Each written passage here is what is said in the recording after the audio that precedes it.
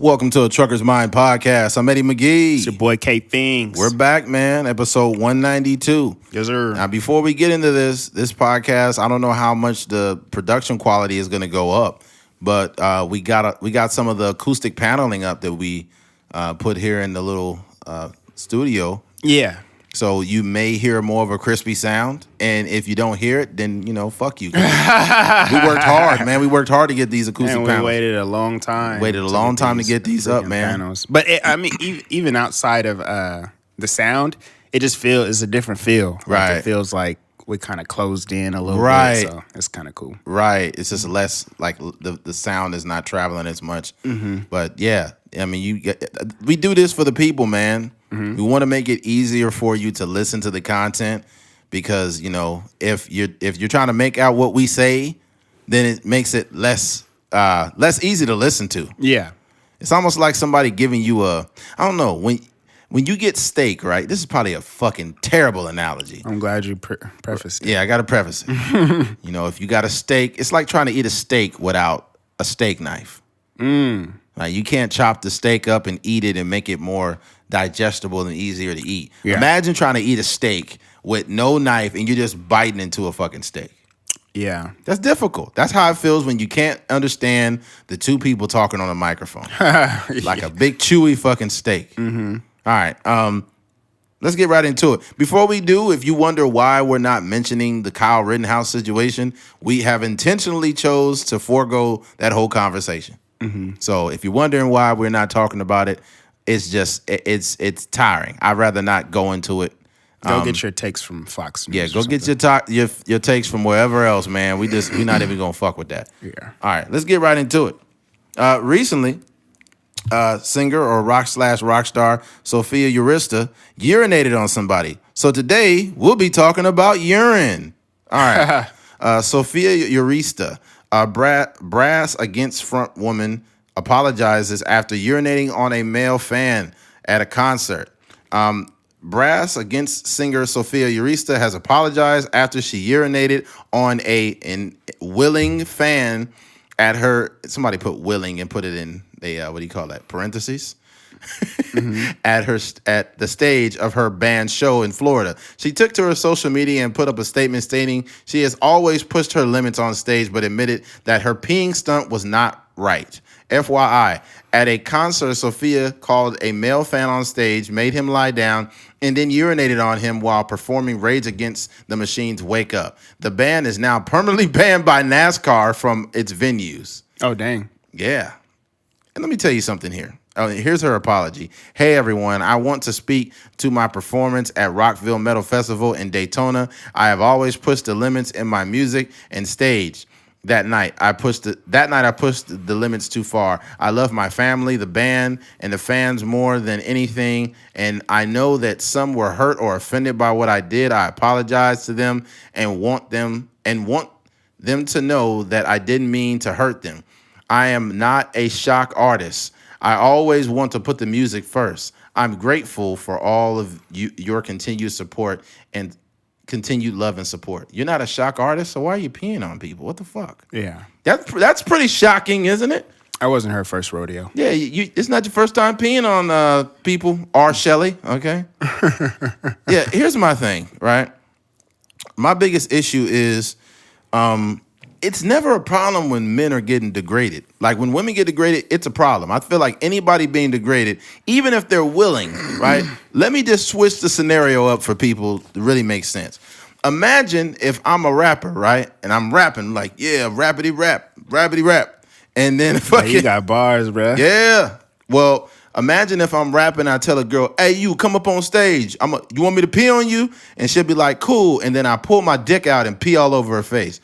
I would be leaving in handcuffs. Even if she was willing, I would be leaving in handcuffs. And that's some of the disparity that you see. Because if a woman, it's crazy how a woman can urinate on a guy and get to write an apology letter. Mm-hmm. And that's the worst thing. And you get banned from NASCAR. But let's see if any other venues ban them. Yeah. I haven't heard of anybody else banning them, but look, me personally, I can't say I care very much, but at the same time, it's like, we got to keep the same energy, folks. R. Kelly, and here's the problem. I'm not trying to compare this to R. Kelly. This guy must have been of age, but peeing on people is peeing on people, right? All urine matters, and we need to come together and see that peeing on people is wrong, especially on stage. Come on, man. I think this was a little off for me. I don't think it was that bad in terms of like the guy volunteered to get peed on. She did it. I just think in terms of like having a brand, in terms of, you know, trying to be a, successful musician, it's just not, it's not a good look. It's not good for your brand. I think, but then again, I don't know. I think that band primarily does covers of other people's songs. Right. But if it really came down to like doing something for publicity or doing something to gain attention, this is kind of like the perfect thing to do. Yeah, I guess. But you are right in terms of like this. If a male did something comparable to this, they wouldn't. The same type of like the baby got canceled for some words, some harsh words. Thank you. If the baby talking. The baby whooped out his penis and just started spraying everybody, like he would be. Yeah, it would. If you want to get peed on, put your cell phone lighters in there.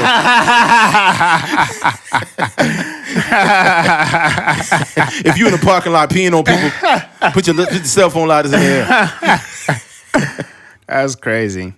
But I think there is a world of like, there's probably a subreddit out there where there's like people that, appreciate golden showers. So I'm sure that video is probably floating around that subreddit. Well, and here's the thing. He volunteered, right? I think that's going to be the biggest thing. Like, oh my God, like he volunteered for Christ's sake. Yes, it was gross, but he volunteered. Let me be clear when I say this. A man cannot get a woman to volunteer to get peed on in public. He could not get a woman to volunteer. Even if she did, he would still be arrested. Just imagine the visual. Mm-hmm. Is it like, first of all, I don't care if people pee on each other. Pee on people all you want, right? Have a pee contest. Just do it in the comforts of your own home. She really naked on stage. Yeah, I think about it. I don't know if she was she naked? She wasn't naked, but I'm saying her ass was out. Yeah, that's crazy, bro. Yeah, she showed her ass. That's nuts. And then you just peed on somebody. Mm-hmm. Just imagine how bad that would look. Imagine if Lenny Kravitz was up on stage. American woman, come here. Psst, all in it, and start peeing in her face. Dang. Imagine a woman, just take a moment, folks. I know this is disturbing to hear, but imagine a woman taking hot urine to the face and everybody's seen it. Yeah. Do you know how many feminists would be like, oh my God, men are still just demoralizing women and doing this. This is wrong. And yes, she only agreed because the patriarchy made her agree to get peed on. No, they always going to contradict themselves with that because women are like, they're trying to push this sexuality, this modern sexuality. But you can't tell a woman what she can and cannot appreciate. If a woman wants to get peed on, let her get peed on. Yeah, it's her sexuality. Yeah. She identifies as urine. Yeah, I don't know, man. I just found this absolutely cringy. Mm-hmm. And the fact that a dude would want to get peed on is fucking nuts, man. By her. Yeah, we live in a world where men go to strip clubs and spend their whole paychecks on women, but women would not do the same for us at all. Mm-hmm. Right? I think that there's certain things. And it's not to say something's wrong with men or women. It's just the way it's kind of set up or it's aligned. But I find it completely fucking weird. Mm-hmm. It's weird. And men be doing too much for women in the sexual thing because women sexually control men. Bottom line. Men do not control nothing dealing with sex. It's 100% women controlling it. And for some reason, that guy got sexually aroused by getting peed on. Yeah, that's wild. That is nuts. He probably was. I think we need to start talking about the guy too. Yeah, what the fuck's up with him? That idea of getting peed on is disgusting to me. What's your deal, bro? Like, who raised you, bro? Yeah. Where does this stuff even come from? Like, when people have these strange fetishes, whether it's like, I don't even know. But there's all these categories on these porn websites where people are doing this like the cucks and all that. Like, where does this stuff come from? Black midgets.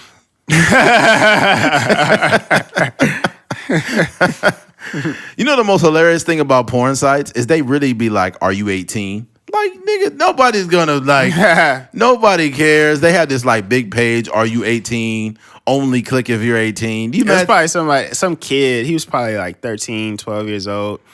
He was like, "Hey, dude, like that website you sent me, I tried to log into it, but I'm not 18 yet, so it won't let me get in." Sit your dumb ass down and press yes. Oh, man. That's hilarious. I think maybe for some legal reasons they do that. They don't really give a fuck. Yeah. They know that some of the main consumers of porn are younger people. Mm-hmm. But yeah, that like the shit that you seen on stage, that's some shit that's on Pornhub or something. Yeah, for sure. Yeah. That's wild. It's probably on porn because like sometimes on Pornhub they take clips from movies and shows and stuff like that. It could be a nip slip from Nicki Minaj when she was performing, and they'll put it on there. That for sure is on there. It'd be President Trump's speech when he's president. There was some joke I seen. I'm not gonna go through it, but he said it's like Trump be talking shit during press conference. He said, "My opposition is gay." He'd be like, "Oh my God, Trump." Yeah, man. Just imagine this though. This is the most random thing. She's performing. She's an artist. But imagine like in the middle of a basketball. Well, this is a bad analogy. But just imagine somebody to stop during. Well, I can't use sports. That's a bad analogy. Mm-hmm. But if like I said, like if you're rapping or if you're a country western or whatever, and you just take your cowboy hat off and just start peeing in it, and then you throw it on somebody. Morgan Wallen. Oh yeah, Morgan Wallen will pee in his cowboy hat and throw it on the only black person in the stand. I see you over there. Here you take that. Yeah, Morgan Wallen back doing this thing. He got some song that's a slapper. I heard it on TikTok. Really? Bro, that shit straight slap. I ain't even gonna lie. I don't know if they remixed it. Or if like that's his song. I gotta look it up. But that shit was a straight slapper. Did they bleep out the N-words? Oh, it wasn't on the song. Oh man. Sound like the Donda album. Yeah, man. Yeah. But yeah, there's that, man. Not a whole lot to go in on this. I think it's comical, and I think it's funny that like the amount of hypocrisy that we have, and it's not like I'm like outraged by it at all, but it's like, yo, can you imagine this though? Like the fact that a lot of people listen to this podcast don't know about this story. Yeah, and that is the difference between a man and a woman doing it. Mm-hmm. Is that a woman doing it? It has like a sexual undertone, like it's sexy. Yeah. But a man pulling a cock out and peeing on a woman's face is not sexual at all. That would be considered assault. Yeah. Especially if it's big. If you got a big dick and you pull out a big old dick and start peeing on somebody's face, that's gonna be straight assault with a deadly weapon. The bigger the penis, the more time you're gonna get in. 10 inches, 10 years. Oh man. Yeah, that's funny. Oh man. Switching gears. Young Dolph. Unfortunately, the rapper Young Dolph was murdered. Recently, it's been about 5 days now. Mm-hmm. And he was murdered outside of in Memphis in a cookie store called Makita's, and he was going to get like some cookies and like some ice cream for his mom. Mm-hmm. Right. But there's so many things to really dive into when it comes to this. And it brought me right back to Nipsey Hussle when he passed. And what a lot of rappers need to understand is that whatever type of static they have in the streets or whatever issues they may have had, you know, when you come from these underserved areas and then you finally become successful, a lot of people don't forget about, like, you know, you being in the streets. And you may still have these enemies or these people. Mm-hmm. Not to mention, and I feel like with Dolph and Nipsey, it's two things that got them killed. One of them was survivor's guilt and ego. And I'm not to say like, oh, they were just to blame for their death, but it's survivor's guilt because you feel the need to always be around these people in these underserved areas that you came up from. You made it out the hood. You don't have to still be there. Mm-hmm. You know, you can still help people out, but to literally try to move around in the hood when you're driving a Ferrari, when you're driving a Lamborghini. You don't fit that place anymore. Not to judge the people that still live there, but you can't drive around in a place where people can't even afford a car driving a Lamborghini and think you're going to be okay. That's just not how it works. That's not how human beings work. Now, in a perfect world, we would say it shouldn't matter what you drive, and people want you to be. A lot of rappers have this feeling like they still need to be good in their hood, even though they're successful. Bro, you're already good. Mm-hmm. You're a millionaire. You're young. You have a family, man. Yeah. I think that ultimately, when ego grabs you, it could allow you to put yourself in places that when you grow, you can only be in so many places. You can only be in so many places when you grow as a man and as an artist and as a human being. And when you place yourself around a low-dwelling, low-vibrating area, then who knows what can happen to you? Mm-hmm. Yeah, I think in that, going back to that ego is like an important part of it, because there's a lot of artists, especially artists like from the hood, that are, like have gang ties and criminal ties and stuff like that. Yeah. I think a lot of them genuinely feel like they're untouchable. That's right. Yeah. And even with that, like some of them feel like even if I do get shot, like I'll still survive, or that'll just be part of my story or something like that.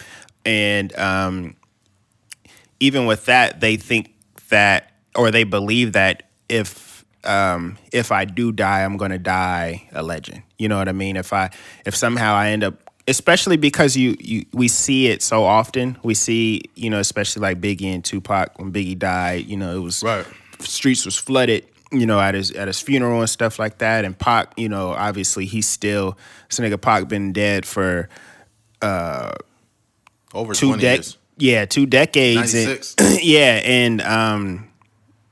And he's more popular than, artists that are out today. You know what I mean? People still listen to his music like it's brand new music. So I say that to say, like, I think that there is like an affinity with like death sometimes, and not that they want to die, but I think if they do die, they believe like it's okay. It's almost, and I don't want to like to sound bad, and if I'm offending anybody, I apologize in advance. But almost like a passive suicide in a sense, like they're not that they want to kill themselves, but if they do happen to die, like they can die in peace in a sense. It's like they've accepted death as a part of the life that they live. Yeah, exactly. And it's like, bro, when it comes to that, you need to think about your family, and you need to have adequate security when you go to these places. Because think about how people die, like Selena, the way she died. Yeah. And she's not even a gang. She's not in anything. Yeah. And you think about, like, it's people saying, like, man, how could somebody hate young Dolph? Man, that's crazy. How could they do that? Bro, people hated Jesus Christ. Yeah. Like, that's all you need to know. People hated Martin Luther King and tried to kill him multiple times. It doesn't matter what you do. Whenever you accomplish something massive, you will have people that hate you for it. Period. Just for trying to be a good person is enough for someone to hate you. They'll be like, oh, look at this motherfucker thinking they doing something. Who is this motherfucker? Who is that? How many times, this is just for the average listener out here, how many times have you tried to better yourself, whether you're trying to go on a diet or you're trying to make more money or make some type of career decision, and even your own family is like, oh, so what, you trying to work out now? Oh, what, you trying to open a little business or something? And it's like your own family is envious. But imagine that being magnified times 20 when you come from the ghetto and you got a bunch of your peers that you grew up with that are broke, and they're watching you with $200,000, $500,000 chains around your neck, and you're driving around them in the hood. The biggest issue is you cannot be in a close proximity of people who fucking hate you, because they will kill you. Rappers need to understand to stop being in the hood. Snoop Dogg don't go to the hood unless he's giving back. And he goes with adequate security. You go with Daz Dillinger. Yeah, we go. Yeah, and the thing about it is who's another one that goes back but doesn't really go back? Oh, Mozzie, the rapper Mozzie. Yeah. Shout out to Mozzie, man. I feel like that guy would be a great conversation on this podcast. Yeah. But Mozzie left Sacramento and he moved to Los Angeles because he was preserving himself. He said, if I would have stayed out there, I would have got caught up. And he made a smart decision. And, he has a family. So I think it was a smart thing for him to do. And I don't know how many rappers have to learn this lesson, but Nipsey was a smart guy. And he died in a way he shouldn't have. And this is in no way, shape, or form to blame his death on him. But a little bit of that was ego. You can't believe that you could still exist in a neighborhood that has a ton of people that are not doing well. But I think with Nipsey, it was a little bit like a poor timing. Yeah. Because the guy that was, to handle his security and stuff, like, I think he had just stepped in the store for like a few minutes or whatever. Right. And then by the time he came out, like, it had already happened. I think with Young Dolph, it was a little bit more carelessness as far as like, being out there, like, pretty much dolo, and you stepping into the store. And I don't know Memphis like that, but it seemed to be like in a impoverished neighborhood, just like a cookie spot that got probably the best cookies in town, but it's kind of in the hood a little bit, and he just wanted to stop by and get something for his mom or whatever, and it just happened that fast. But I think that, do you think that is primarily due to gang ties or gang affiliations, and I don't even know what the Memphis lifestyle is like, but I say that to say, like, would that happen to a guy that doesn't speak about criminal activity in a music? Honestly, I don't think it would. That's not gonna happen to J. Cole. Yeah, you know what I mean. It's not gonna happen to Kendrick Lamar. And ultimately, with Young Dolph, I like Young Dolph a lot, but even in his music, he spoke a lot of. He had a lot of negative. A lot of negativity in his music, to be honest. He did. The same as King Von. The same as Juice WRLD. Juice WRLD talked about death all the time. He talked about being on drugs all the time. And he just came out with a song recently, Juice WRLD, that talked about his death. Oh, he's still dropping music. Yeah, but this one is, come on, bro. Jesus Christ. Posthumously. Yeah. He's dropping music posthumously. And the song is literally describing his death. Yeah. Like present tense, but like he made this in case he died. And then he talked about how that's scary, man. He said, I'm not making it past the age of 21 in some songs. And it's just like, and Mac Miller had the same type of music, and it was about death a lot. And it's like, fuck, like the things that you manifest the most, whether they're good or bad, will come to fruition. And if they do, you're fucked or you're blessed. There's a huge difference between the things that are positive that you bring to fruition and the things that are negative. Yeah, Snoop Dogg had said that about the song "Murder Was a Case." Yes, he did, and he said ultimately I had a murder case. That's so crazy. That's crazy. And most people wouldn't even know. They would think that it came out afterwards. So I'm gonna just start like on his podcast. I'll be like, I need a big booty. I need a big booty. I need a big booty, a big booty Latina in my life. You said enough, man. It happened. Just keep saying it, just like the Candyman. Yeah. You say Candyman enough, he'll pop up. Yeah. That's comedy. Yeah. But yeah, this is unfortunate. But Young Dolph also mentioned a lot about Yo Gotti in his music because he mentioned on the Breakfast Club that he and Yo Gotti had gotten to it because he had supposedly accidentally fucked Yo Gotti's girl. And Yo Gotti was mad about it and whatnot.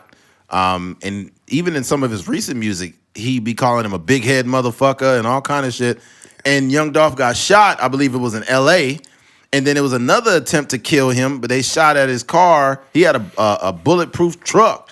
Shot at him over 100 times. What was that? It was that in Memphis? I don't know if it was in Memphis. The other time they tried to kill him was another time. But That's crazy. There's been multiple times they tried to kill Young Dolph, and Dolph is moving around like this, and it's just not cool. Yeah. And then when the dude shot Young Dolph, they said Young Dolph shot back. But it's like, dog, if you gotta move around with a gun, you shouldn't be going to these places. If you need your gun to go to the store, you probably shouldn't be going to that store. I'm just being real. Yeah. Like it's fucked up. And now in Memphis, they got a law where you don't need no license to get on. You just get a gun. That's a law. Like you could literally have a gun on you, and you also don't need a license to get a gun. That's crazy, especially in an area like that. Yeah, I mean, you think about the South, it's just completely different the way they look at guns. Because Yeah. I mean, to us, that's the thing that I always say. Like, excuse me, in California, when we think about guns, primarily, obviously, there's people that got they license and stuff like that and registered their guns and stuff. But because we're not like an open carry state, the way we view guns is completely different. Right. But when you in Texas and all these other places, like it's Arizona even, it's very normal for a person to just carry around a pistol on their hip and just walk into a store and buy some cigarettes and then, leave. That's just the way that they operate in those states. So it's just different, man. Yeah. I think this is for everybody though, man. Regardless of who you are, you need to understand that whenever you make a stride in life, there are going to be people who don't like that. And I think that you need to be able to discern between who those people are and who the people are that want you to do better. And you need to cut those other people off because they're taking up space and you need to stay away from them. There are some people you simply need to stay away from, period. Not because you hate them, but because being around those people can complicate your life. And in his case, the complication was death. Yeah. There was multiple. It's just crazy, bro. It's crazy. Like, I don't get why so many rappers feel like they are weak if they not good. Like, yeah, you making all that money, but you're not good in your hood. Yeah. Like, why does me being good in the hood matter around a bunch of people that don't got no fucking money? I was trying to get out of here. I was successful. I don't owe you guys anything. It's kind of like the social dynamic that they created. If you're a gangster rapper, I guess. One, the whole no snitching thing. Yeah. Like there's when you think about it on the surface, like there's nothing actually wrong with snitching, but it's just the energy that they put behind it to where ridiculous. It's I find that funny, the whole no snitching thing. But because it was Young Dolph that passed away, a bunch of people on the internet trying to figure out who the murderer is. But all these other murders that happened, no one got nothing to say. You shouldn't have to be a rapper for people trying to figure out who murdered you. Yeah, and that's not a slight. That's no diss to Dolph at all. It's to the people. Because the people want to figure out who shot him. But it's a whole bunch of people's kids that then died, innocent kids. And no one's really trying to figure that out. So it's like, man, fuck, man. Yeah, man. It's I think, like, as far as rap goes, I just hope that we can start learning from these situations. Like, you mentioned a guy like Mozzie. Mozzie is moving the right way. Right. There's so much static in Sacramento. Like, he's moving to LA, and he brought a lot of his team and his, and a lot of people from his hood out to LA. And they moving really good out there. Mozzie, and Mozzie is a person that's he's investing his money in the right way. Yeah. And he's still I would say, like, the energy of his music is still very harsh. But the lifestyle he lives, he's not, broadcasting being in the hood 24/7 and stuff like that. And, like, I think Jay-Z had a line about, like, y'all be in a project hallways talking about how y'all be in the projects all day. That sounds stupid to me. If you're a gangster, this is how you prove it to me. So basically, it's been going on for forever, but it was an era where people was like getting the smack DVDs and all this other stuff where niggas would just be in the hood like, yo, I'm good on my block, I'm good. And they multimillionaires, platinum albums and all this kind of stuff. And you just don't know what people feel about you, what people think about you. It's always, it's always going to be somebody that think that they should be where you are, that think that they're a good rapper too, and they just never got a fair shake or something like that. And you just got to protect yourself from all that possibilities. I think that when you amass a certain level of success in general, I think we're going to go through it. I think as this podcast continues to grow and it continues to get bigger, and eventually we make a breakthrough, there's going to be people like, man, Eddie ain't nobody, man. Like, I wanted to be on the podcast, and, they was like, not letting me get on. Like, man, fuck them, man. Yeah. And it's like, what? Like, me and Keith don't think we're better than anyone. We just put in the work and the time, and we actually care deeply about the content. Yeah. But I'm positive there's going to be people in the future that is like, man, fuck Eddie. He ain't nobody. Man, fuck Keith and his glasses, man. Yeah. A lot of people don't like your stances already, so I know it's going to get crazy. They don't, and I don't give a fuck. Because if you don't like my stance, create your own platform and talk about what you want to talk about. That's what I encourage. That's why I encourage a lot of people to start podcasts, because they will have an opinion on social media that has limited characters on whether it's Twitter or on Facebook. But then when it comes down to actually having a conversation, they can't talk. I'm blessed and I'm thankful that I have the energy and I have the passion to get on the microphone and speak my mind and do it in long form.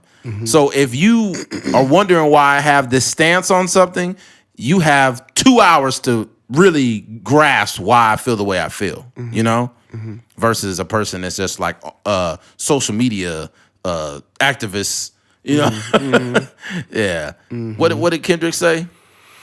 What did he say on that Baby Keem song? I'm ducking the overnight activist. Yeah. He's like, what he said, I'm not a trending topic, I'm a prophet. Yeah. And that was powerful. I don't think people caught that. Like, I'm not this motherfucker on here trying to be a trending topic or trying to be a convenient activist. Like, I pop up when I want.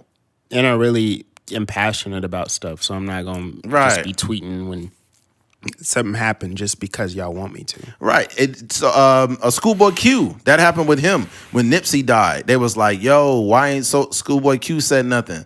And when he finally said something, he's like, yo, man, like, I'm mourning in real life. Like, I don't got to come to social media and mourn on here to y'all. Like, I'm mourning in real life. And that's true. We've had this disconnection. Like, we think that we have to express something on social media for it to be real in reality. And that's fucking backwards. Yeah. We think that we got to take a picture of our significant other every other day for people to know that we love them. Which is fucking stupid. Yeah. In addition to other things too. Go ahead. I think that even with and I don't think that's the case. But if you're from California, you understand there's street politics involved. Yeah. And I'm not saying this is a case for that, but I say that to say, like, when Tupac died, not everybody was sad. No. There were some people that felt like he deserved what he got. You know what I mean? Yeah. Especially for jumping the dude in the casino or whatever. Really bad energy before he died. Really bad. Same as Dolph, unfortunately. Yeah. So I say that to say, like, you can't just go and pick out Schoolboy Q or whatever rapper or whatever. Just like that's the same thing. I think that happens. Like we always feel like we need to lean on somebody when we're in an emotional state. Yeah. Like it's one thing to get your feelings off and express yourself to somebody else, but it's not, we don't need to find a person in the world that feels the same way as we do. Like, you got to go through your own struggle. Like, if you felt sad that Nipsey Hussle passed away, like, why do you need to hear Schoolboy Q say, man, I'm sad about this situation? Because we have an infatuation with people with a platform. It's an unhealthy infatuation. Like, before I could, like, validate how I feel about myself from myself, I need to make sure you're sad too first so I can feel sad. Yeah. It's fucking weird. Some people don't even know how to feel. They wake up in the morning and turn on the news and they turn on social media and check with social media before they know how to fucking feel on their own. Like, we don't have independent thinkers anymore. Most people are part of an echo chamber, or they need to verify with social media before they can really, like, have an emotion towards something. And it's like, dog, I could wake up in the morning and just text Keith some shit. And it's like, I really felt that. Like, I remember I just text Keith one morning. I was like, yo, like, I see something on TikTok and then I send it to Keith. And I was like, yo, Chris Brown should be in prison. Like, you know what I'm saying? Yeah, I mean, if you look at the Rihanna case, Yeah, this motherfucker was biting Rihanna. He pulled over, stopped, punched her, then he bit her again. This motherfucker's a sociopath. Yeah. Is he a great artist? Yeah. Mm-hmm. But it's sad how somebody's great art could like dilute the fact that they are crazy. Mm-hmm.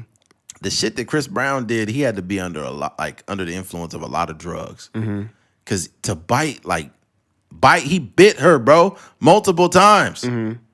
That's the danger of like when he's been in the limelight since he was probably like 15, 16 years old. You know what I mean? For probably the majority of his life. So, you know, those celebrities, especially kids, they go through a lot. They see a lot. And then especially coming from, you know, that's not even accounting. First of all, you're seeing a lot as a celebrity. And then you're also seeing a lot in your home life. So, you know, you bottle all that up. And that's why you see all the, like, I remember they had a whole series on, I think it was on E! It was like Child Babylon or something like that. And it was all these child stars from the 70s and 80s and the 90s. Fucking Macaulay Culkin. Yeah, all these people whether it is, you know, doing drugs or getting arrested, like Robert Downey Jr., these kind of people. And you realize, like, you know, part of that is because they've been famous for so long and their lifestyle is just not. And then there's also a lot of times there's no repercussions for, like, because you think about, like, what they say, like, you learn not to touch the stove, like, right, like after you touch the stove. Like, your mom could tell you, hey, don't touch the stove, and then you still want to touch it and see, like, exactly how hot it is. But what happens with kids, you know, if we're using that same analogy or whatever, it's almost like you touch the stove, but it's not hot, or, you know, you got a glove on that protects you from getting burned. So you kind of could, in terms of like celebrity status, you know, they get some community service. They may do something that really deserves 5 or 6 years, but they may get 2 months in prison. Or, you know, it's just, you know, it's an unrealistic way that they're punished, and, you know, that leads to them doing crazier and crazier stuff. And also, it comes from a lot of yes men too. When I feel like the people around an artist or a big personality can cripple them, because if somebody's not holding you accountable and questioning the shit you do, you're just gonna assume it's okay. So Chris Brown probably done slapped a lot of women. He done probably pushed them down and shit, and no one in his crew said nothing. Because they want to be on. A lot of these guys that are around these artists are on their payroll. Yeah, they got guys that are leeching off of them for all kinds of shit. You got the dude. There are some dudes that have professional blunt rollers. There are literally guys that roll weed as a job for celebrities. Yeah, they're the weed guy. And you think the weed guy is going to tell him, hey, man, I don't think that's right. You shouldn't be beating on those women over there. No. Fired. He's not going to say nothing. He got the best job in the world. Smoke weed and be around Chris Brown. And don't have an opinion. I can't do that. Because if I see something Keith does and I don't like it, I'll tell him. If Keith sees something that I'm doing and he don't like it, he'll tell me. It's like an accountability thing. Like when you're a man with integrity, that can happen. And to tie it all in, I'll say this. I don't know who Dolph hung around or whatnot, but maybe his circle subscribed to his thought process. Like, yeah, you ain't got to be afraid of. You good in your hood, bro. Just come over here. You good. Somebody in his circle should have been like, bro, you should not be coming down here. If you need me to come down there, I'll do it. You know, and I don't know if that's the case or not, but it's like, fuck, man. He would still be here today. Nipsey would still be here today also, had he not thought it was okay to be around the area with high crime and poverty. And it is a proven fact that in places of poverty, there is high crime because there are no resources. When there's no resources in the area, it's more likely to have crime. And it doesn't matter who's in it. Like, it's not a black thing for all those that are like, yeah, black areas. No, motherfucker. You know how many poor white areas in America that got a lot of crime? Probably like in, like, was it the Appalachia? Them people that's broke as fuck, they probably be hurting each other. Oildale, meth, it's I won't say it's predominantly white, but it's still populated as pretty white part of town. and it's a meth problem out there, and a lot of people getting robbed and beat up, and people stealing catalytic converters. Where there's low resources, there will be crime. Yeah. And where there is crime, I will not be if I'm rich. I will be somewhere and drinking a mint julep, you know, chilling. Mm-hmm. But yeah, man, not the mic cut out for a second. Oh, it's back on now. I don't know what I moved the phone and hit something. I probably hit something over there. I was like, what the fuck was that? Yeah, we're back on. You see it? Yeah, we're good. We're good. I just moved this. It was sitting on top of the interface. Yeah, but let me take that. I don't need that anymore. But there's that. Rest in peace. Rest in peace to young Dolph, man. Rest in peace to young Dolph. Just the point of the conversation was to talk about it in its totality, not to blame young Dolph for his own demise, but just to say like, yo, the older we get, the more we should strip ourselves of ego. My ultimate goal is to be egoless. You know, that will allow me to be more receptive to the things that help and protect me. Yeah. Rather than put me in dangerous situations. Switching gears. Men's mental health. For all those, I don't know if you realize it's Men's Mental Health Month. I haven't seen a lot of things on social media. I haven't seen a lot of things. I haven't seen anybody post about it. But it is Men's Mental Health Month. And I don't have the specific numbers, which I should have. But when it comes to suicide and all these things, men are driving those numbers horrifically. I think the reason why Men's Mental Health Month is important is based on the fact that you should want men who are strong in their mental health. I think we do a good job in, you know, lifting weights and being strong there, but we're mentally weak in a lot of ways. There are a lot of men who can't even express themselves to their own friends. You know, there's like Desmond, my best friend of over 20 years, Keith's brother. We end every phone call with "I love you."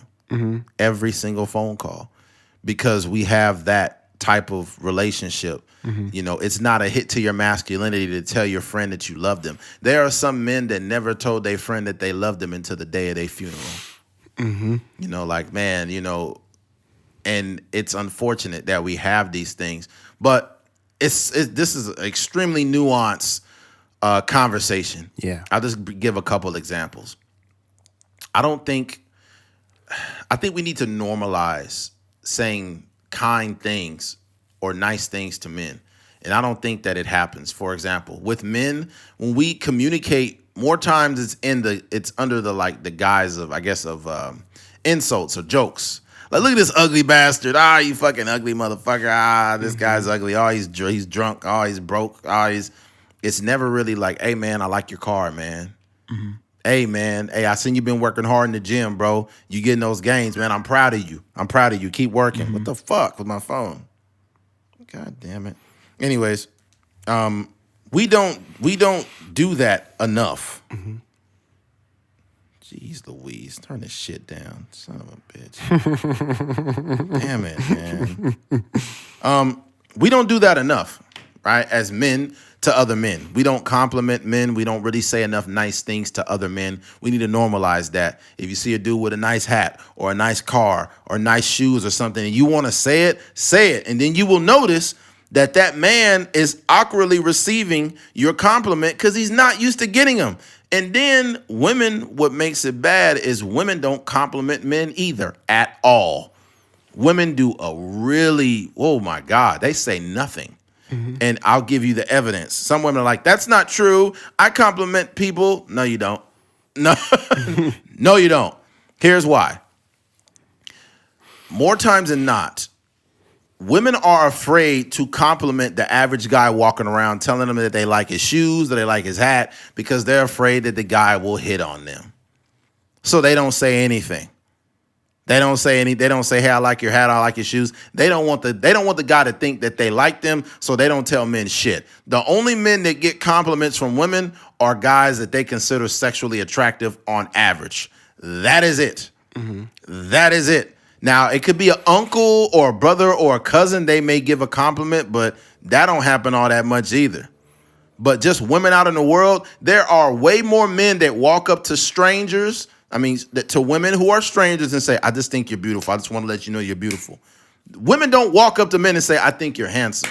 Ever. Yeah. Ever. I'm not saying y'all gonna do it or you need to do it. I'm not trying to tell women what to do. I'm just telling you what the real landscape of the world is. Y'all don't say shit nice to men at all. It's not that you're saying anything mean. You just don't say shit. You know what I'm saying? Because you don't want men to, I guess, think that you're interested. Mm-hmm. The only times you normally will get those compliments from women is when, you know, they do find you attractive, and it's like if you tell them, hey, I think you're beautiful, like, hey, I think you look good too. Boom, there goes a compliment. Mm-hmm. But not much. Mm-hmm. But we live in a society where a lot of men feel like they are not seen. Yeah. And that's the point I'm trying to get at. Mm-hmm. And we also make a huge mistake that, like, for example, I've had some women tell me, like, you know, or they told me that, you know, I feel safe with you, which is the highest compliment a woman can tell you, actually, because women go through shit in life, right? Mm-hmm. Some men are, you know, aggressive or creepy or whatever. So if a woman tells you that, that's a high level of respect they have for you. Mm-hmm. But newsflash, ladies, men want to feel safe too. Yeah. Men want to feel safe. They want to be able to feel like if they start crying, they don't got to hide it from you. Like I've heard a man say at a funeral, like, man, I can't cry in front of my girl, man. And I'm like, bro, like what?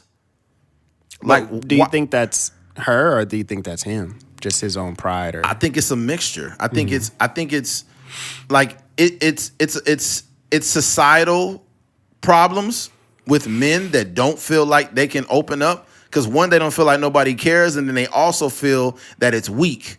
Mm-hmm. And then if a woman tells you, they'll just say that's just toxic masculinity. That's their fault. If they can't open up, they just put it up. But at the same time, like, yo, how safe are you making that man feel? Mm-hmm.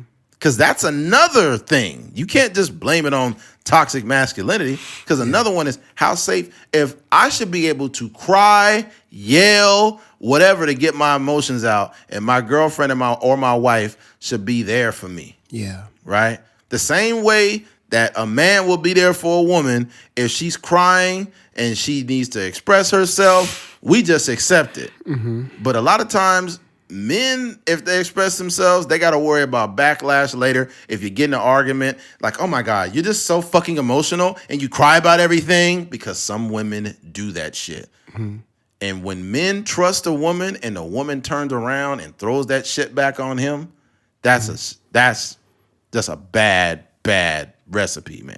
Yeah, I think I think there are a lot of you were talking about, like, a lot of men feel like they aren't seen, like in terms of, like, you know, if they get a new haircut and they show up to work and nobody says anything, or, you know, those kind of things. But I also think that there are a lot of men that feel like they're not being heard, and that's equally as detrimental. Yeah. Because what happens is, you know, say in terms of a relationship or something like that, like, you know, a woman can tell a man, like, that they want a man that's vulnerable. They want a man that, you know, expresses their emotions and stuff like that. But they also, at the same time, like, want to control their emotions. So if a man is coming home and he's the way he expresses himself is not ideal, or excuse me, the way he expresses himself doesn't come out like you want it to. The woman could kind of, like, shun that off, like, oh, you don't, or it, you know, maybe a man could be like, you know, hey, how was work? Oh, work was work. It, you know, it was whatever. I'm just pretty much over it, and that could come off as like you don't care about anything. You don't care about, like, supporting your family and all this kind of stuff. But I just say that to say, like, there are a lot of men that actually want to be that. They want to have, or they need the ability to express themselves. They need the ability to just get some stuff off of their chest. But what happens a lot of times is, like, men will sacrifice so much, like sacrifice their mental health for the sake of their family, whether that's working very, very long hours or being the sole provider for the family. Working sometimes 6 days a week, or working like, these rolling schedules and all these different things for a family. And there is this first of all, the pressure of holding the family down. And then there's also this like anxiety that comes with like their partner. You know what I mean? So in terms of like doing the best thing for a man's mental health, a lot of times the best solution is just peace. Because there are a lot of guys that I know personally. I was talking to one of my guys the other day, and he was talking about like, man, he did everything. Like he was a sole provider for his family. He had a wife at the time. He was a sole provider for his wife. She was a stay at home mom. He took care of all the bills. He was working so many hours. He had a really, really good job. He would, if she felt bad about something, whatever, he might get her flowers.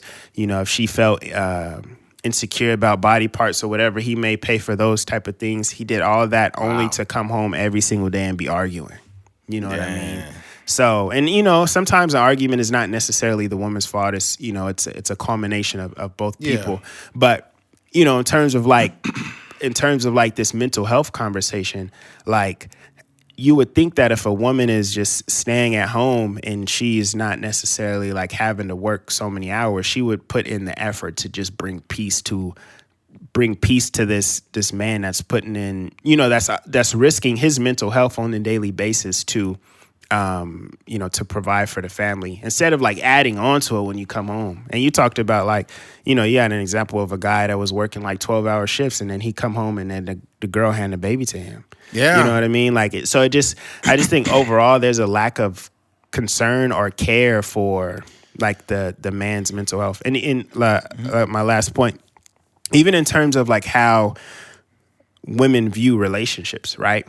So say like you're dating this woman, or you might be married or whatever the case may be, and she's like very familiar with the family and stuff like that. And Thanksgiving is coming up, so you may pop up to Thanksgiving and your girl, your significant other is not there.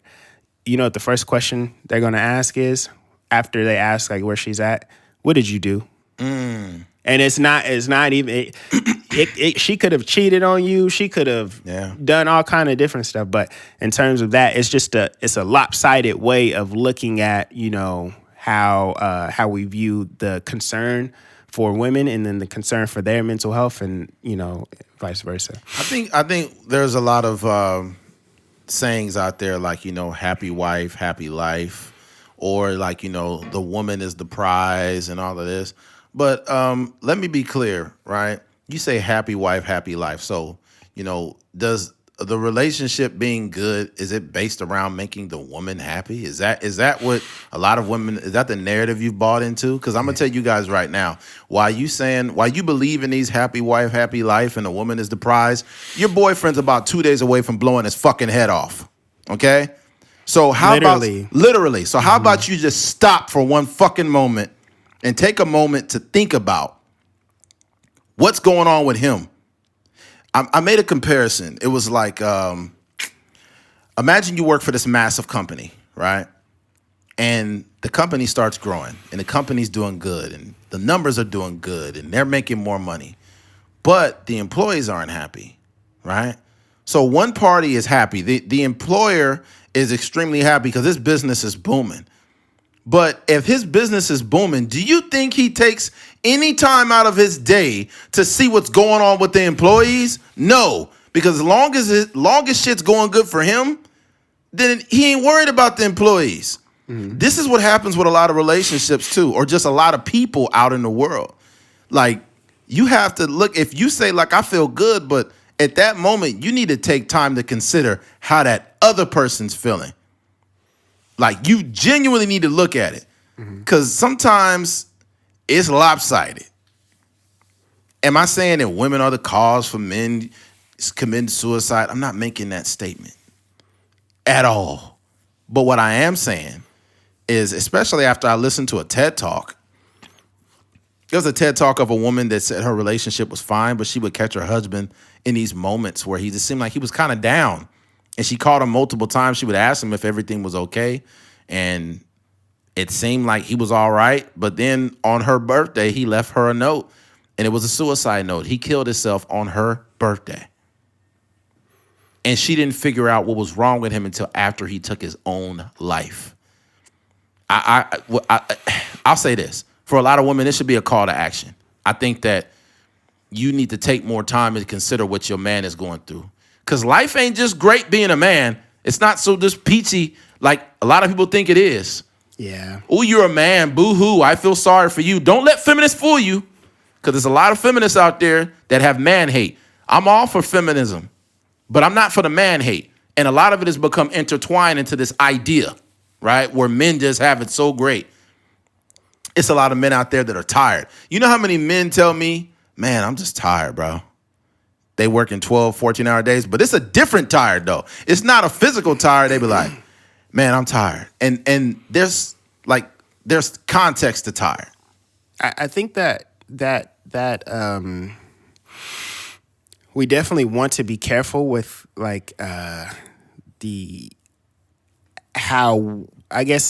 how women can make men depressed and how women could kind of weigh on a man's mental health.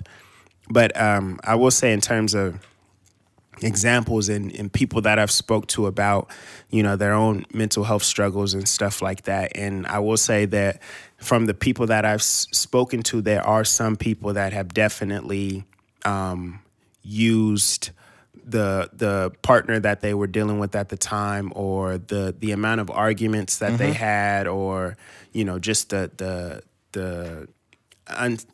lack of stability at in their home life after getting off of work and working at jobs that they don't care for and all these kind of things. Like it definitely I guess that the relationship with their partner or whatever definitely did not help.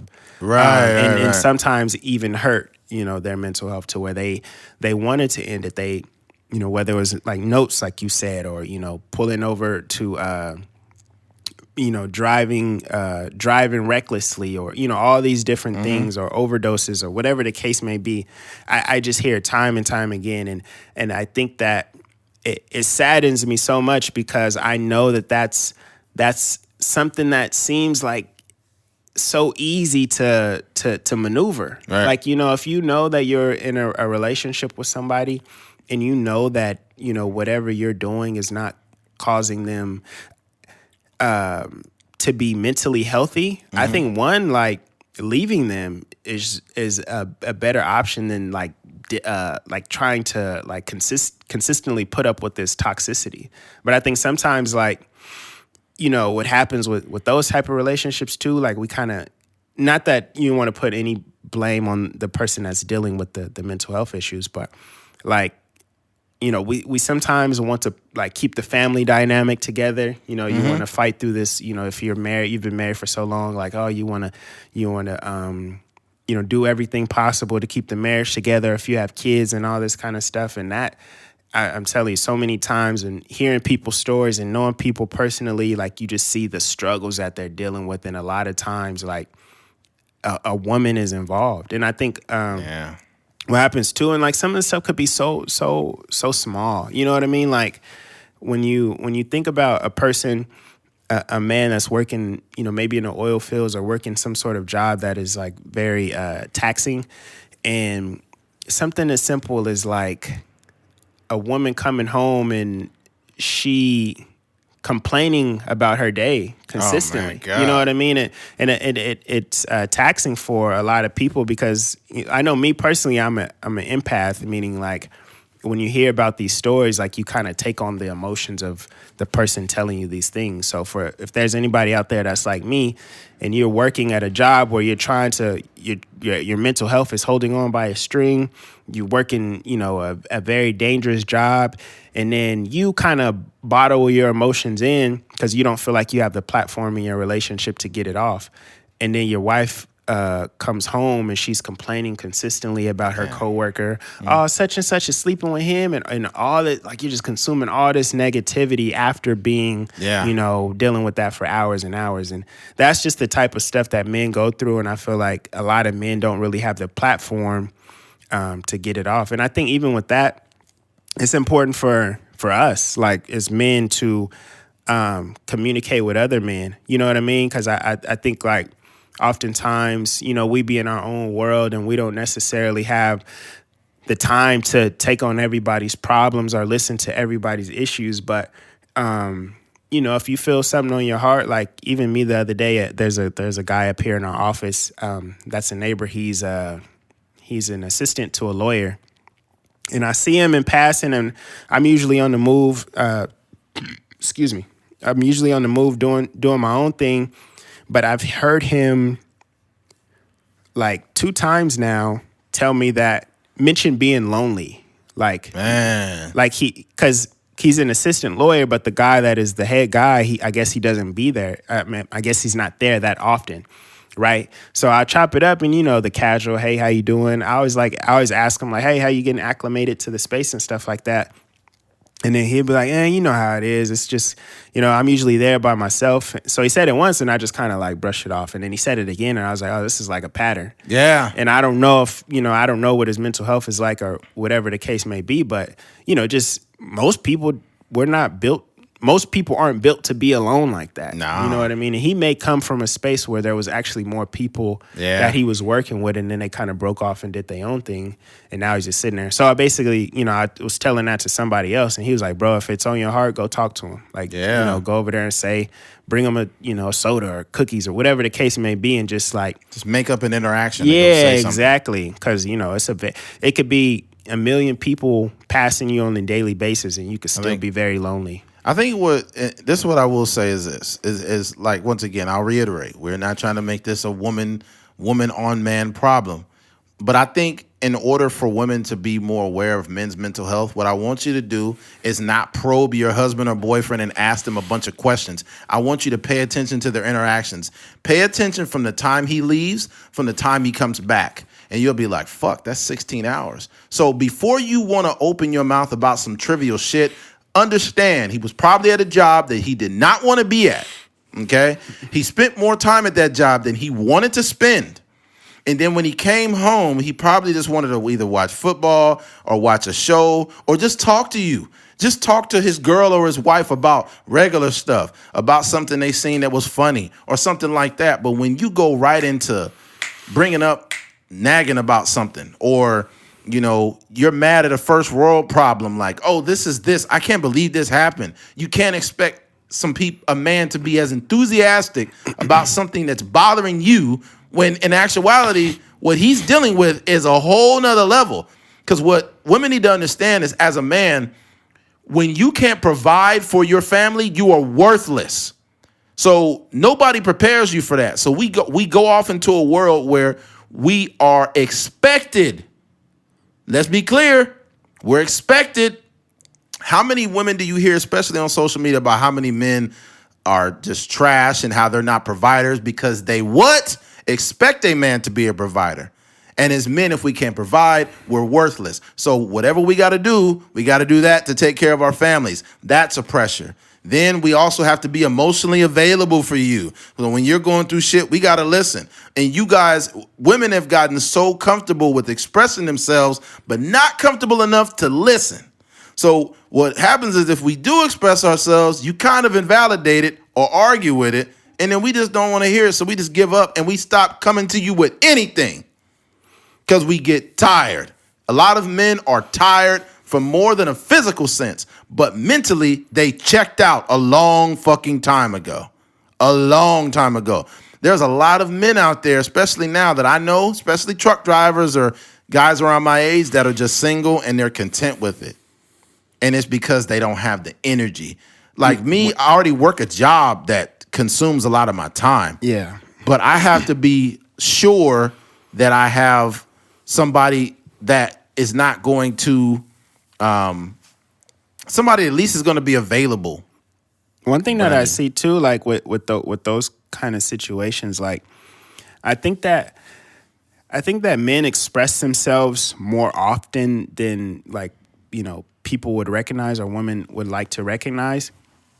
But I think it comes in different shapes and forms, and I think it's often not given the attention as the opposite goes, right? So, like for women, they may complain about work, or they may complain about their friend, or they may complain about their sister or their brother, or whatever the case may be. And then we're supposed to be there, be supportive in that capacity, right? Sometimes for a man, it could be as simple as like, yo, honey, like I work all week. When the Cowboys is on, I would just like some peace and quiet. You know what I mean?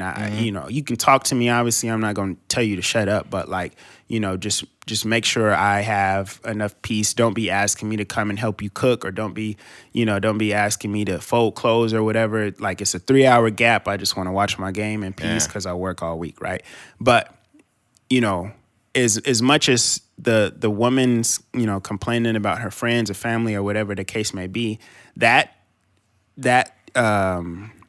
idea or that desire for a man is equally as important. Yeah. And oftentimes it doesn't get the same amount of respect because it's not comparable to the woman. You said a key word. Go ahead. So in terms of that situation, when the man's desires is not met, when she's asking him to go walk the dog when the game is on or whatever the case, or when she says, oh, it's just a game, you could watch it later. Whenever that idea is just dismissed or minimized, it just feels like, hey, I can't even express myself. Like, I deal with work. Work is whatever. I don't need to come home and talk to you about my day at work. But the thing that I appreciate, or the thing that brings me the most peace at the end of the week, is just watching the Cowboys get their ass whooped every single. Watching Jerry Jones get older every game. Nah, but that's the real thing. I feel like there's a lot of men out there that be like, hey, all I want is some peace. All I want is, hey, when you come home, can you make sure that you pick up the dog doo-doo around the house, around the backyard or whatever? Or, hey, can you? I just ask you, please, just when I come home, would you mind setting my lunch out for the next? It's just like the most simplest things, but because they're not like so emotional in terms of like what a woman may experience, it just kind of get brushed off, passive. And then in turn, it just always feels like, as a man, we're adhering to all the woman's needs, desires, and emotions, and when we come with something, it just kind of gets brushed to the side. Oh, it's just football. Oh, it's just lunch. He'll figure it. Oh, it's just it's just his work boots. Yeah. He'll get it together. I think women have a perception that we're like I think a lot of women feel like we don't have like feelings. Yeah, I really do believe it. It's crazy. Didn't Beyonce come out with a song called "If I Was a Boy"? Yeah. Women really think men don't got feelings. Yeah. You know how many of us been treated like shit by women and crapped on and lied to and stolen from, and men have emotions and men have feelings. Yeah. Right? And I think here's the thing too, though. I don't want to just jump all over the place. You said a key word, that's respect. I think, and especially when it comes to any form of a relationship with women want love, right? Which I think they deserve. Mm-hmm. But men want respect. Respect is love to men. Mm-hmm. And when we tell you some shit and you don't respect it, we interpret that as like, you don't love me. Yeah, that's not love. Because I shouldn't have to tell your ass something multiple times for you to get it. Mm-hmm. Over and over and over. You should respect me enough that when I say it, I'm not forcing it on you, but I'm letting you know, hey, this is a thing. You know what I'm saying? Yeah. Because women will have no problem voicing that. And I think you should respect your girl or your wife or whoever. If she doesn't like you throwing your pants down after you get off of work, put them in the fucking thing like she told you to. Yeah. To keep some peace in the house. But when those things aren't reciprocated from one person or the other, it's just showing that like this person's set in their ways. They're not trying to change shit. Mm-hmm. And this is all a part of a conversation of the mental health thing, because men don't go it alone. Most men are married or have girlfriends or whatever. And I think that since the overall conversation about if you just close your eyes and you think about feelings, right? Or you think about emotions, you don't think of men. Mm-hmm. You don't. Mm-hmm. You don't think of men at all. And that's the biggest problem. Yeah. Right? And I think we should take more time to look at the men in our lives and see if they're okay. Yeah. But it's a certain way you got to do it. You can't just go ask a man robotically, hey, are you okay? They're going to tell you yes every time. They're going to tell you yes every time. And it's a cheap question. It's a cheap question. It's got to be more in depth. Like, you need to pay attention to what your husband, your boyfriend, your dad, your brothers, your uncles, whoever, pay attention to what they're doing. Mm-hmm. Look at how difficult it could be. Imagine they'd be like, hey, a lot of men get tasks from people, and the people don't consider what they're going through. I need you to pick the kids up after you get off of work, and then stop by the store and grab me something from Starbucks, and then come over here. But you forgot that this guy worked a 15 fucking hour shift, and you got all these tasks for this person? Yeah. That means you're not even considering his time. I think even that's a relationship issue, but that's also, like, it goes from man to man as well. Exactly. Like, I was just talking to the guy that he's working the plumbing at our house, and he, like, people call him all the time. Like, he's like, man, I turned down so many jobs just because I'm so spread thin and I can only work on so many different things. And I was telling him, I was like, yeah, it's kind of sad. And, I was like, I kind of get spread thin myself, just people, pulling you in so many different directions. Yeah. And it could be a day where you just down and you just, you're not feeling it, and you don't have the desire to communicate with people or whatever. And you just need a day just to clear your head. Yeah. And somebody will hit you up like, hey, like, you want to shoot this music video? Or, hey, like, basically, asking you or pulling you in a direction when they're not actually concerned about how you're doing. They don't give a fuck. Mm-hmm. And I think we get that a lot from men. Mm-hmm. So this is not about a woman bashing segment. This is more or less a lot of men don't have that empathy because they don't really have examples of how to display it. I remember Keith, I'm not going to go into specifics. You had a family member who passed, and someone still asked you to help them with some music video shit. Mm-hmm. And I'm like, man, I mean, man, fuck that motherfucker, man. Yeah. I've known Keith longer than pretty much everyone that he's involved with in whether it's the shooting videos or whatever. Mm-hmm. But I respect Keith's time the most. And the reason why is I tell Keith all the time I love him. We text each other the other day, with that. But here's the thing. I respect his time. Mm-hmm. I'm not, if I call Keith and he don't answer the phone, I'm going to leave him the fuck alone. Yeah. Not going to keep calling him till that's just not okay. Mm-hmm. Barging in on his time. Like, bro, everybody doesn't have the mental capacity to talk. Yeah, man. Especially depending on the subject matter. Mm-hmm. If it's not something that brings them value or they are not in the right headspace to cooperate, man, bro, I'm not gonna say no names, but I know a dude that I was working with, and his girl called him 24/7. 24/7, calling all day on the phone, calling. And I didn't say nothing, but I'm like, yo, this has got to be taking a fucking beating on this guy's mental health. The amount of codependency. Yeah. And just this unhealthy phone conversation. Like, how much did you need to call me, man? Yeah.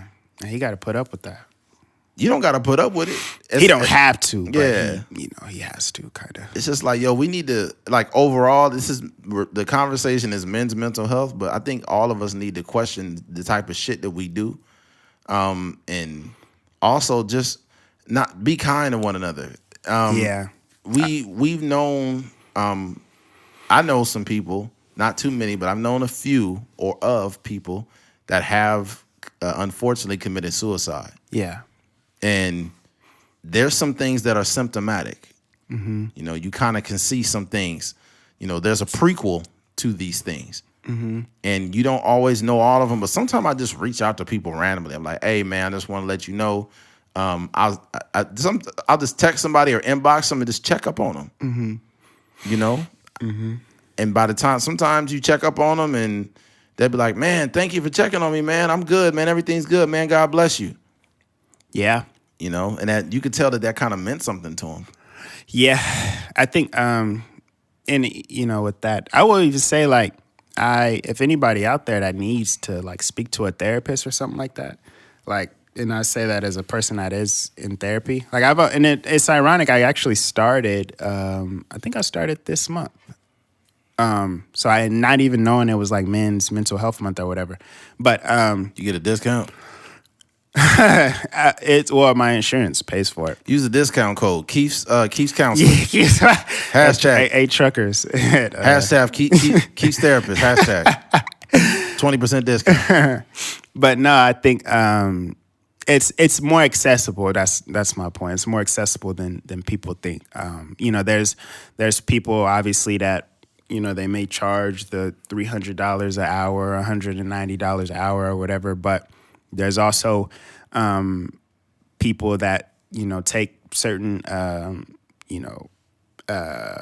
medical insurance, and you just got to find the person that fits your specific needs or whatever the case may be. But it's definitely accessible because the reason I think that it's so important because there's some stuff that we don't have the tools to fix on our own. Right.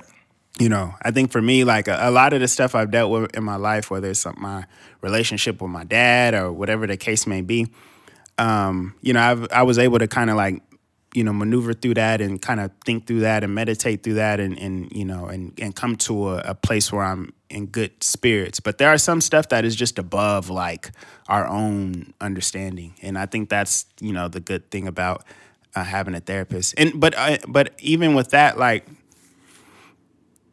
what I've realized, when you're a person that is like easy to talk to, and people kind of lean on you for getting stuff off of their chest, I think that's good, and I think that's that's okay sometimes. But when you have your own set of issues, like your friend or your boyfriend or your mom or your sister, whatever the case, they don't get paid enough to take in all of that, all of that baggage that you are bringing towards them. And I say that to say, like, that's the job of a therapist. You know what I mean? They are there to help you work through these issues. And it's not your boyfriend's job. It's not your husband's job. It's not your mom's job. It's not your sister, your brother, whatever the case. It's not their job to do that. So that's why, it's cool. Like, even if, me and Eddie, we got some ideas we want to get off our chest, we'll chop it up about it for an hour and some change. And then that'll be it. That'll be that. But it's not a thing to where like I'm calling Eddie every single day. Like, hey man, I'm dealing with this. Right. Hang up the phone. Right. Hey man, I'm dealing with this. But like Keith knows this. And I sent him this every blue moon. And I've told him before, like, bro, you can call me anytime. Like, it could be 4 a.m. I don't care. If the phone rings, I know it's serious and I'll answer it. Because I've literally cried to my best friend, your brother. I've cried on the phone before. It was like 3 a.m. Yeah. Because my feelings was hurt. I was feeling bad. And the funny thing about me saying this is some people will look at me and think I'm weak for saying this. I don't care. I was crying. I had my feelings hurt. I called my best friend. He gave me sound advice and it gave me clarity and I learned from it. And I'm blessed to have men in my life that help me in that way. I'm not just this strong guy where I know things and I'm just saying things on the podcast. No, I've been a guy that was crying. I've been a guy that's been chasing women who clearly didn't want me, and it was hurting me even more because I was hurting myself, but I needed clarity. I needed someone to speak to, and it helped me out a lot. And the unfortunate thing is I'm very privileged in the sense that I have a counsel or certain men in my life that I can speak to, but most men do not. Yeah. Most men do not have enough sound men in their friend group that will talk to them. Most men don't tell their friends they love them at the end of the phone call. Most men do not. And it's unfortunate, but it's the truth. Or like the guy that gives like the cliche advice. Yeah, man. Like you'd be like, hey man, like my girl I just caught her cheating on me. He'd be like, man, forget these hoes. Like, let's go hit the, you know what I mean? That kind of advice. It's like, dog, like, I just want to get some stuff off my chest. You know what I mean? Let me tell you something, bro. I'd rather feel and cry and learn and have clarity than go drink a whole bottle of tequila at the club and chase pussy. Yeah. Because if I go out and I drink a whole bottle of tequila and I chase pussy, then I'm suppressing the feelings that I really have, and I'm gonna bring that trauma to another woman. That's the energy. It's energy, bro. If you don't handle that shit, especially when you're single, if you don't handle it and know how to control your feelings while you're a single man and some woman hurts you, you will bring that somewhere else. And some women say, like, why do men have bruised egos and why are they depressed and why are they like this? Well, there's a lot of women that fuck men up too. Okay? Is it solely the woman's fault? No, it's the man's responsibility to heal himself and learn from it. But wherever you see traumatic women, you see traumatic men. I've had women tell me terrible shit about men, how men have verbally abused them. Some men have physically abused them. And it's like, fuck. The dangerous part about like being in relationships is like you know each other so well. So when it you know, that it's the same way a woman can support you and, you know exactly what you need. Like if you get off of work, she like, yo, I got the food prepared. I took care of this and that because I know you've been working hard, or, you know, take some time off. I'm going to take the kids, whatever. Like the woman that knows how to make a man feel good in that way also knows like the things that can trigger a man. 1,000,000%. You know, oftentimes like in arguments and stuff like that. 1,000,000%. You know, poking the bear. 1,000,000%. Yeah, 1,000,000%. Another thing, like a perfect example is that I talked about it a long time ago, or I think recently, where my truck had broke down and somebody was coming to a repair guy, and some girl that broke down kind of not too far behind me. I just went to see if she was okay, but she had a blown tire, and she kind of held me there for a little bit. We were just talking.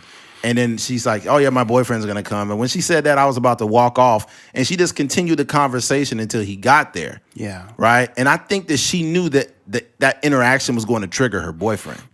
I think she knew that, but she did it on purpose. Yeah. Right? I've had women literally tell me things to almost kind of trigger an emotion out of me, almost like trigger jealousy or an emotion. And it's like, I'm not going to react to this. I know what you're trying to do. Yeah.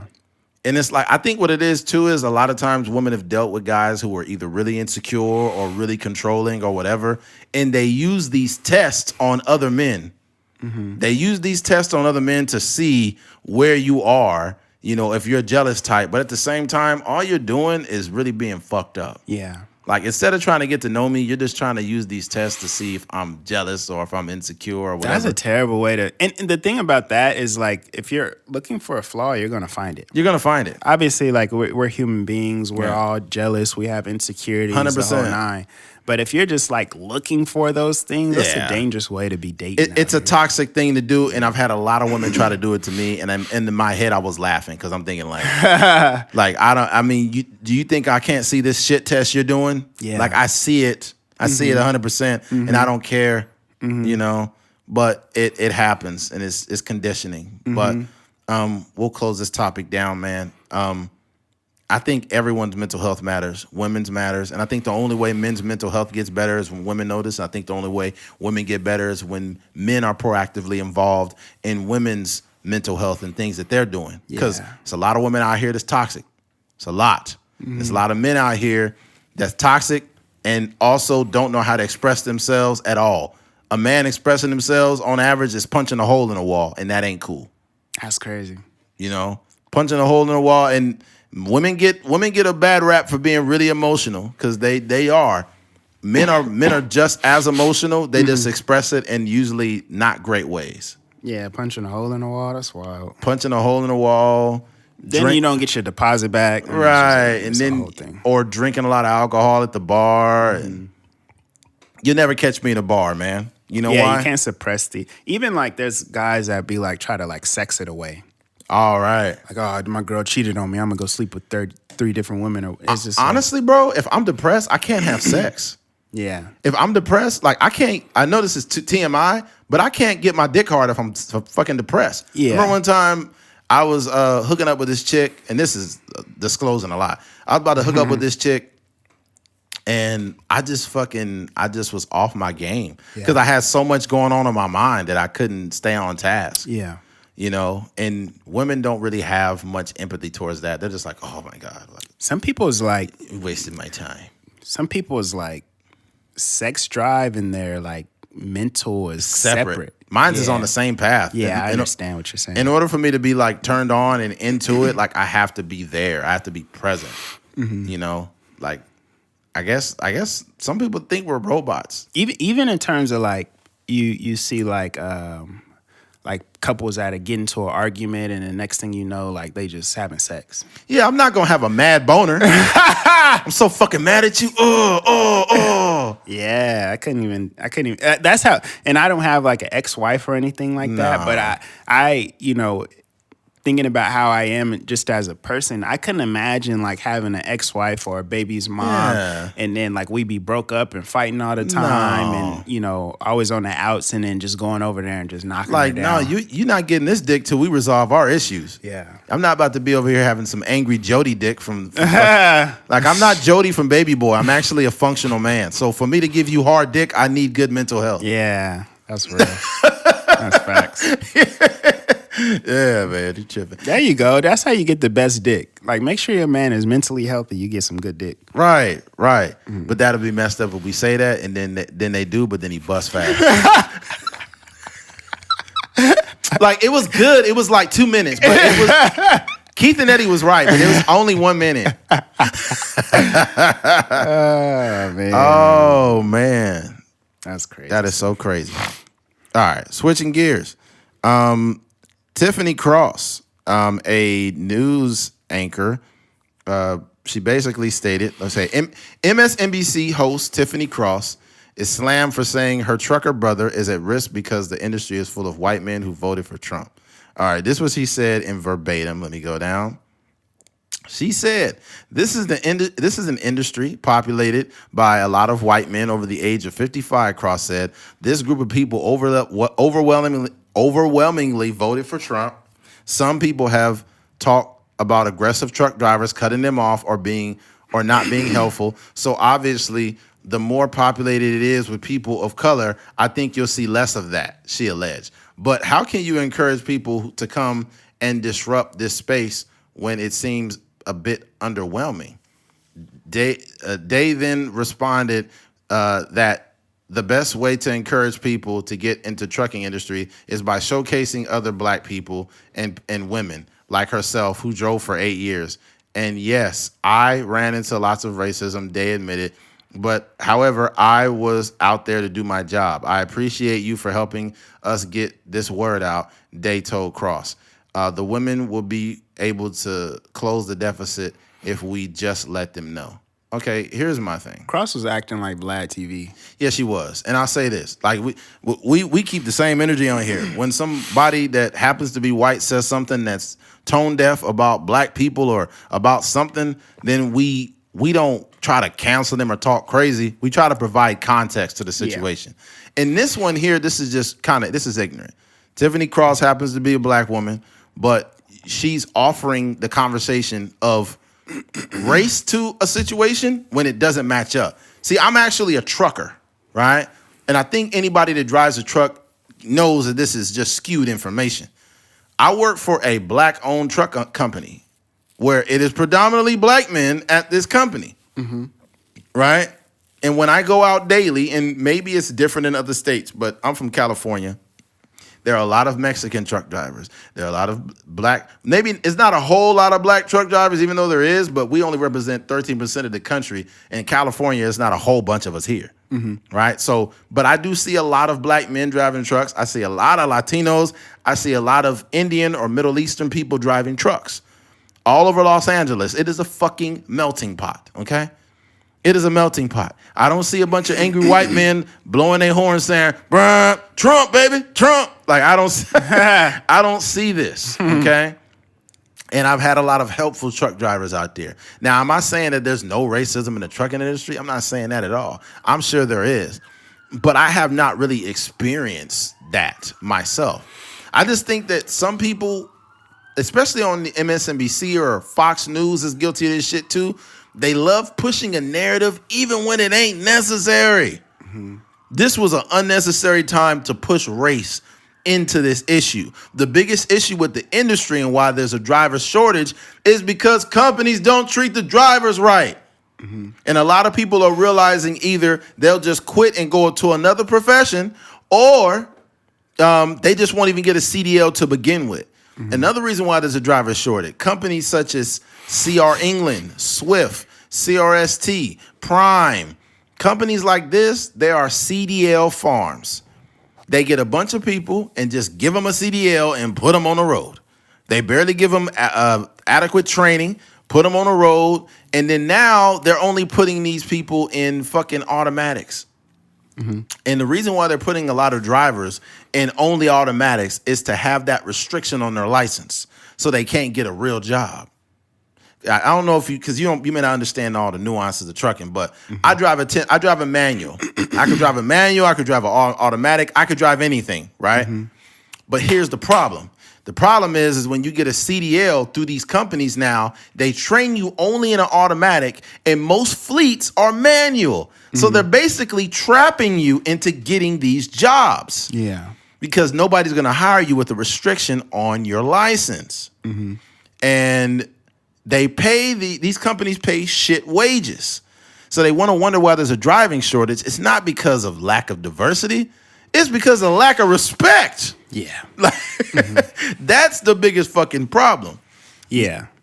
I think the reason I kind of equated, Cross to Vlad TV is because she was asking a lot of leading questions. Yes, exactly. Like, hey, so I know that there's not a lot of black people in the industry, so I'm sure you've experienced people calling you niggers or something like that out there, right? And it was just like, has anybody ever called you an African booty scratcher? So it's just like the way she was kind of coming off, and I don't want to invalidate her experience. I'm sure her brother, has had some run-ins with racism and stuff like that. But I think that is a little bit irresponsible, especially when we know that there are real concerns out there in the world. There are really, what is it, Ahmaud Arbery, like his case is going on right now. That's a real situation where we've seen it in real time where he's really dealing with some real racism. So I just don't like to, put together these narratives when, somebody may have cut somebody, and you were talking about it before, is like, they're just some rude drivers. There's people that are just rude, and they're not rude because they're racist. They're rude because they're just terrible people. Right. So in terms of like somebody cutting you off and all these different things, a lot of these things may just happen just because, it just may be coincidental that, your brother happened to be black and the other person happened to be white. Right. But I just think like it's, when you have platforms like this, and, our platform is much smaller than hers, but, you want to do your due diligence as far as like making sure when you do speak about race, in any capacity that it's real. It's authentic, and even, the type of stuff we've experienced maybe in our office or something like that, we may say like, yo, that was kind of off. Like, why would, she probably said that because I was black, but I wouldn't push the narrative to make it seem like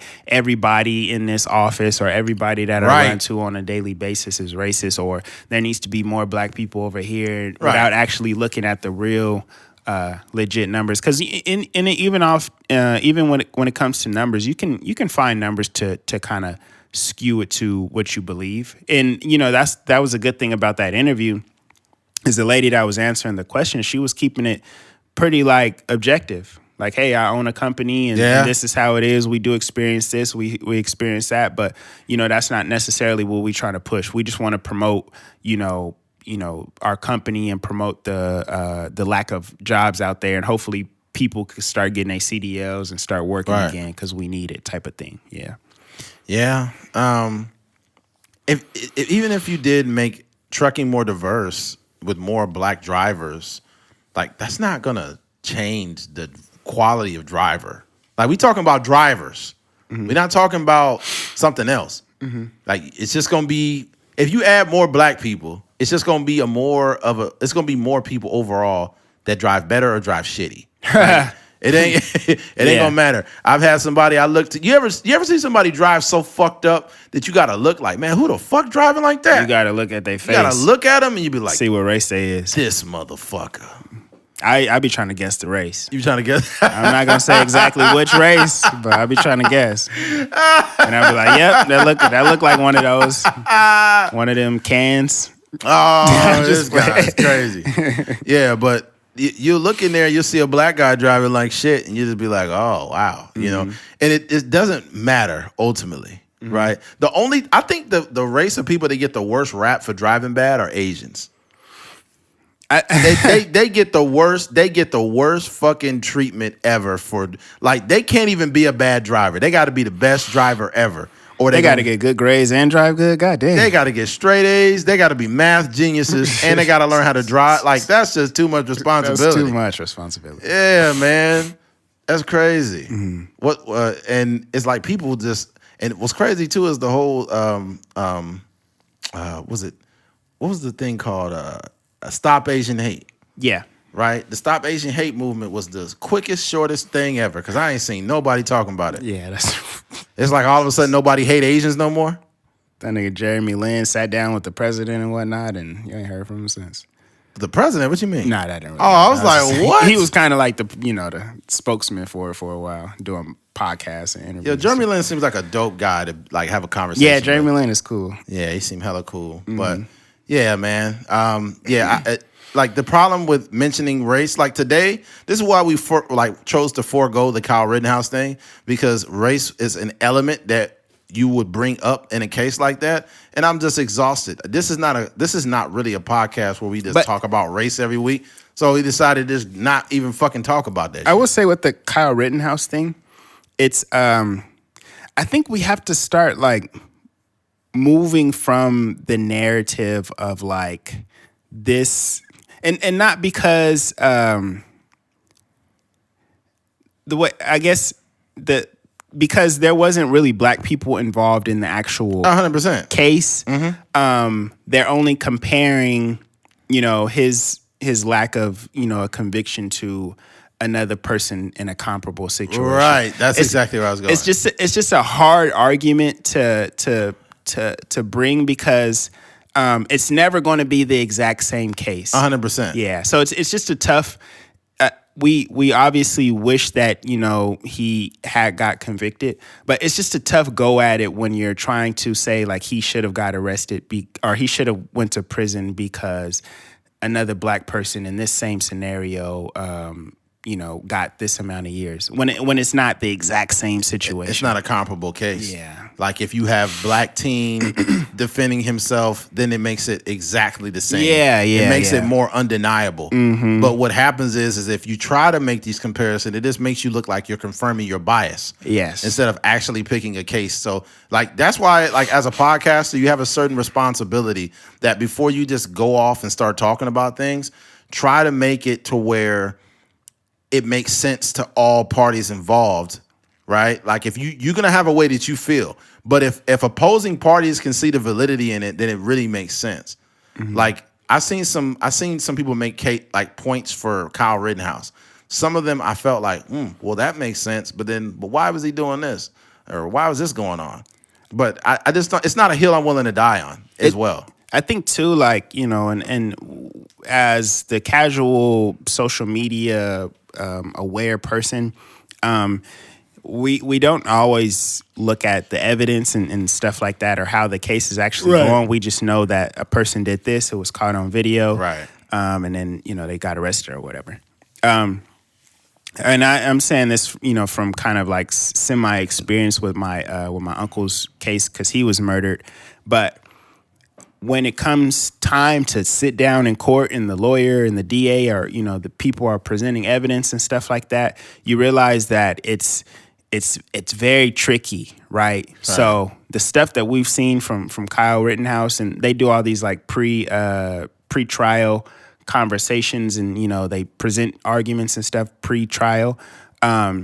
There's stuff that, in terms of like Kyle Rittenhouse's case, that were omitted because of just the judge's jurisdiction, I guess. Yeah. The case, so it was a video basically saying like, man, I wish I could, shoot one of them people right now. And that kind of got dismissed, and some other things got dismissed. So when it comes time to sit in front of a jury, it's literally just the evidence that you're presenting, right? And then it's mano a mano at that point. It's a maybe a DA and maybe Kyle Rittenhouse's lawyers and stuff like that. So at that point, You know, some of these lawyers are really, really good. You know what I mean? Yeah, like OJ got off. Yeah, I'll say this, and we'll just close that whole conversation down. One thing that was never presented, which is why I chose not to really go in depth and speak about this, is the fact that after the death of, teenagers, like whether it's Trayvon Martin or some other person that happened to be of color, like with Ahmaud Arbery, is like he was more than a jogger. That was like the narrative, right? Mm-hmm. He was probably going to steal something, which is something Candace Owens said and other right-wing media outlets. But here's the thing. There's usually something that is said about, black people after the fact. Yeah. Or like it'll be a picture of them smoking a joint. Or maybe didn't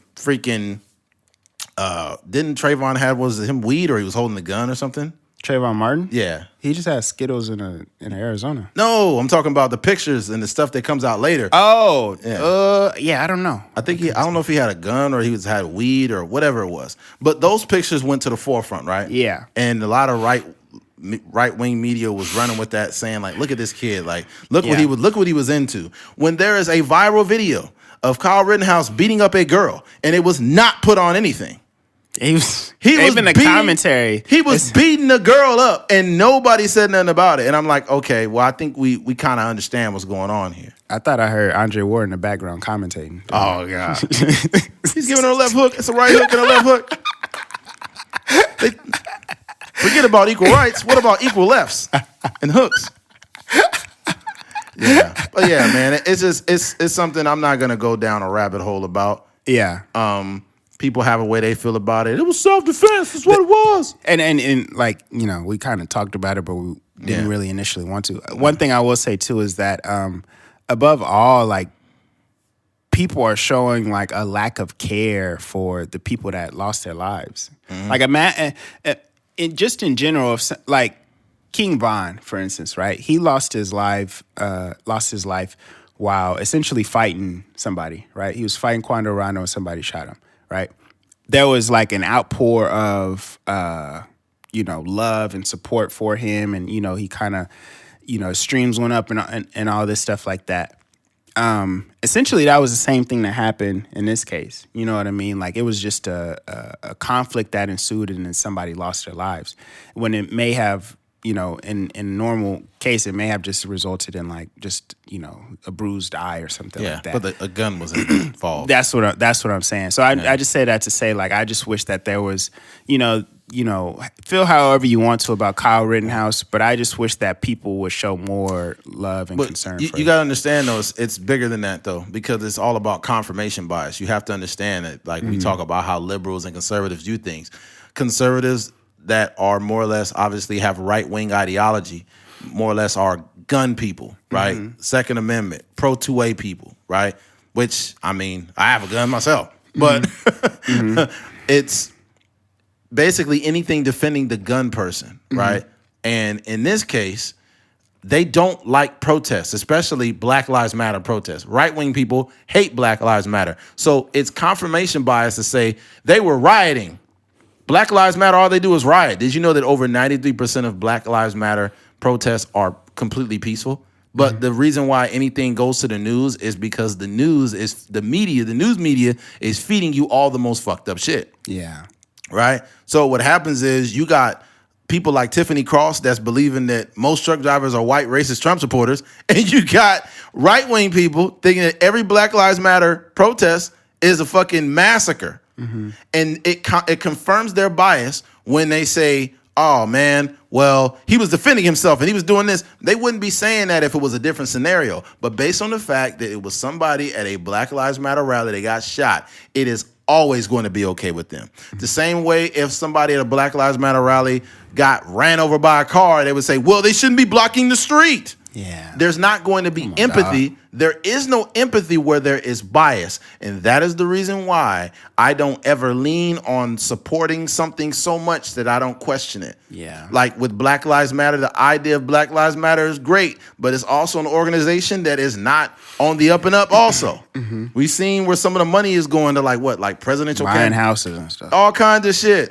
Like, why are Black Lives Matter money being spent at the strip club? What the fuck going on? Well, that didn't literally happen. I'm just making up a joke. Hey, you never know. It's just strange when those things are businesses. Right. Like the LGBTQ, like there's certain organizations that are like real businesses. They got CEOs and and boards and stuff like that. It's just not that it shouldn't be a business, but I just think sometimes things could get lost in the business aspect of like, what it's initially supposed to be about. That's what happens when you want to get money involved with everything. Yeah. You're trying to monetize everything, trying to make everything about money. Yeah. When it's supposed to be some type of a movement, it shouldn't be attached to just that, but there's that. Yeah. Yeah. Well, I got nothing else, man. That's pretty much it for me too. Yeah, man. Folks, hopefully you can hear the quality increase. If not, that means it's the best you're going to get for a while, okay? Yeah. Unless you want to donate to the if you want to donate, we will use the proceeds. Huh? Mm-hmm. Yeah, it's to my left when you're looking at it on YouTube. Mm-hmm. It is ATMPOD for donations. If it's on your heart to donate and you feel like we've earned that, then send it on in. Yes, sir. We'd like to say thank you for if you made it to the whole end of this whole episode. Mm-hmm. Thank you for listening to the Trucker's Mind podcast. I'm Eddie McGee. It's your boy K Fiends. We're out of here. Peace.